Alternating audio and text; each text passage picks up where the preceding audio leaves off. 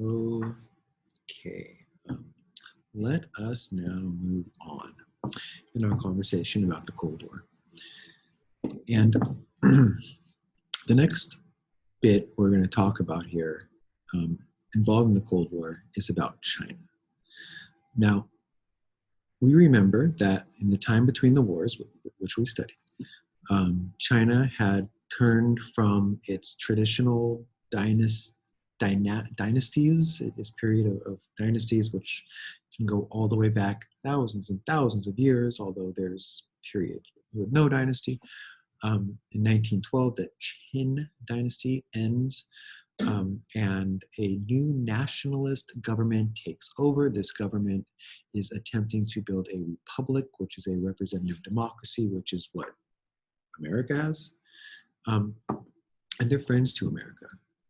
We also remember that there were forces in China that wanted to go communist, led by a guy named Mao Zedong. They were influenced by the Soviet Union, and they wanted to turn China communist. Now, we also remember that during World War II, China is attacked and fights Vietnam. I think that the second most deaths in World War II were deaths of Chinese people, both military and civilian. So this is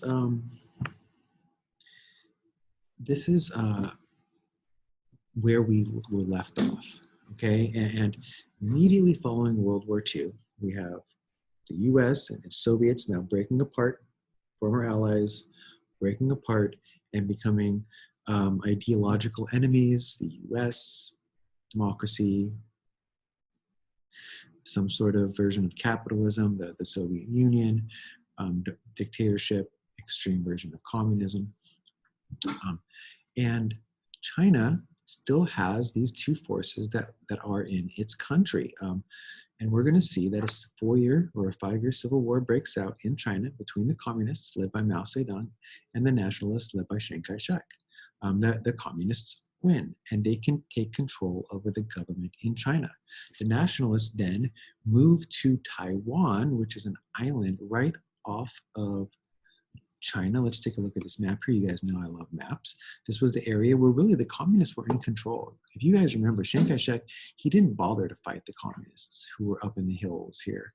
The communists, of course, were supported by the peasants, the poor people in the city where the money was more influenced by the West, by America and Europe. This is where the support was for the nationalists.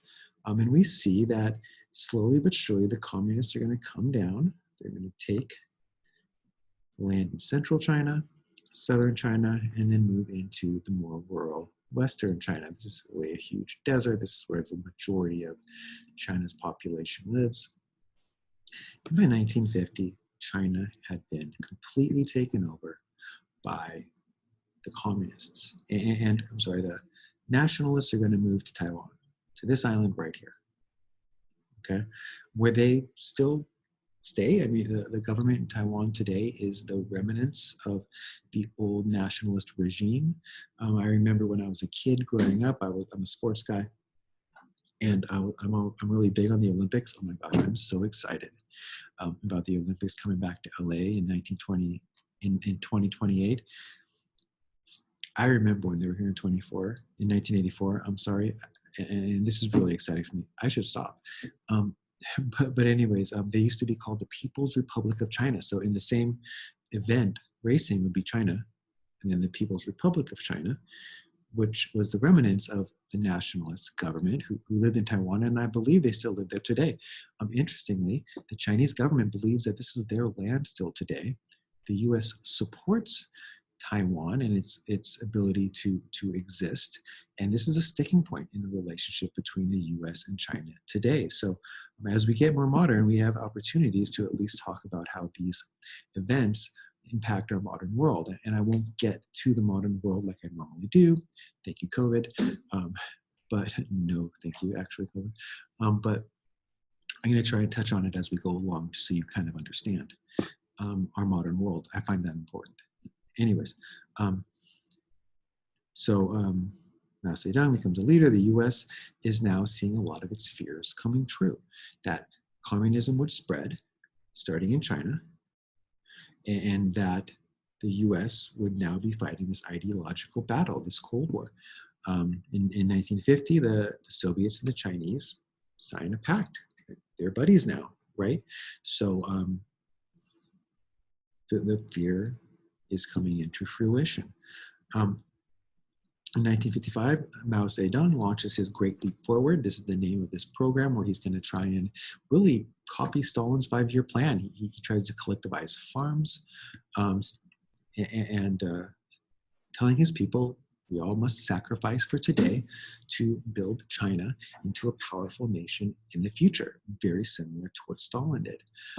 He takes the crops, he takes away family farms and pushes the peasants together, and he kills tens of millions. I'm going to take a second here, if I may, to look at some of these numbers of deaths by dictators. And you guys know, I try to not show you guys salacious images in my class, specifically of violence, because I find it to be gross. So I'm going to have a hard time here skipping around trying to show you numbers and not show you images. I'm going to do my best. I can't promise it'll be perfect. I can probably promise I won't be. I'm a very imperfect person. But let's take a look at the 10 worst dictators who killed masses of people of all time. And number one in this list, and again, this isn't my list, is modern Korea, who they say since 1948 have killed between this 1 million and 3.5 million people. The next one is the Young Turks and the killing of Armenians, which, by the way, President Biden just finally came out and admitted that this was a genocide. For the first time, a U.S. president said that. The Assyrians, Christians in northern Iraq, northwestern Iraq, the Greeks were killed in this moment by the Young Turks, and the Great Famine of Mount Lebanon. So there's a lot of deaths here. I'm going to now try and so I'm doing all this pausing and skipping so I can avoid images. I don't want to show you the deaths. They have a lot of gross death pictures. I'm not into it.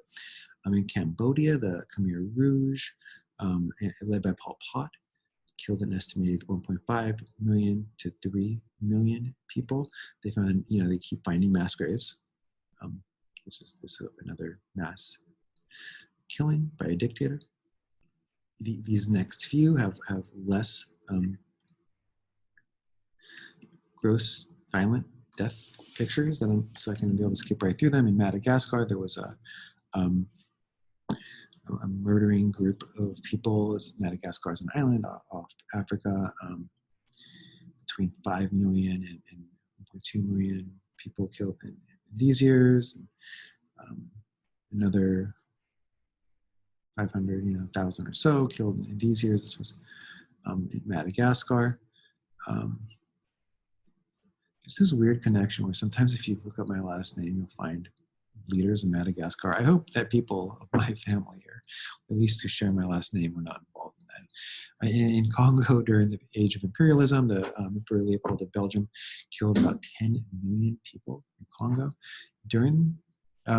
They call this the Japanese War Holocaust. From the beginning of the Japanese expansion to the end of World War II, it is said that Japan killed approximately 3 to 14 million people. A lot of this was through massacre, human experimentation, starvation, forced labor. Pause. And this is where we get some real crazy numbers, you guys. I don't want to teach things that aren't true. I mean, I'm sure it's true. These horrible things existed. But wow, the numbers are mind-blowing. Okay, so the Chinese nationalist government under Chiang Kai-shek apparently killed 1 million citizens, hundreds of thousands of peasants, 2 to 3 million because they took the grain, they starved them out. 4.2 million people died of starvation before even entering combat. Another almost 500,000 or so Chinese civilians died by a man-made flood by the nationalists to stop a Japanese advance. China suffers so badly in the 1900s. Oh my gosh. The next one here, I think I can show you this is not horrible. The next one here is the Holocaust, the Nazi Holocaust, coming in at number 3. And that tells you something, because everyone knows the Holocaust was horrible. And when that's number 3, like the other two, what else could it be? About 17 million people were killed in the Holocaust. Here we have Stalin and his collectivization and genocide against the Ukrainians and the Georgians and others during his 5-year plans and his attempt to strengthen Russia. About 20 million people have been estimated to be killed. Some people would say that Stalin, if you look at everyone that he killed, including some of the war deaths, that we're talking about 60 million. Is that even possible? And then that's Mao Zedong, number 1, the worst dictator to kill people in the history of the world, is exactly the guy we're studying now, in exactly the time period we're studying now. Minimum death estimates because of the starvation of the Great Leap Forward and the violent purges of the Cultural Revolution was 15 million. And then they're going to go ahead and say, just for fun, it could be 70 million. 70 million. Mind blowing.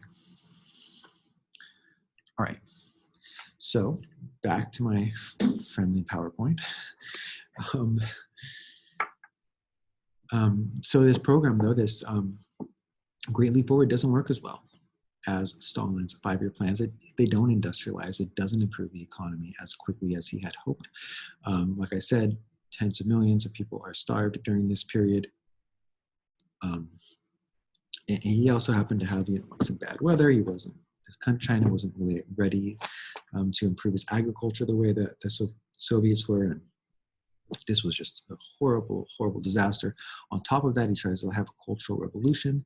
He convinces his population to his theories of a classless society, or he tries to.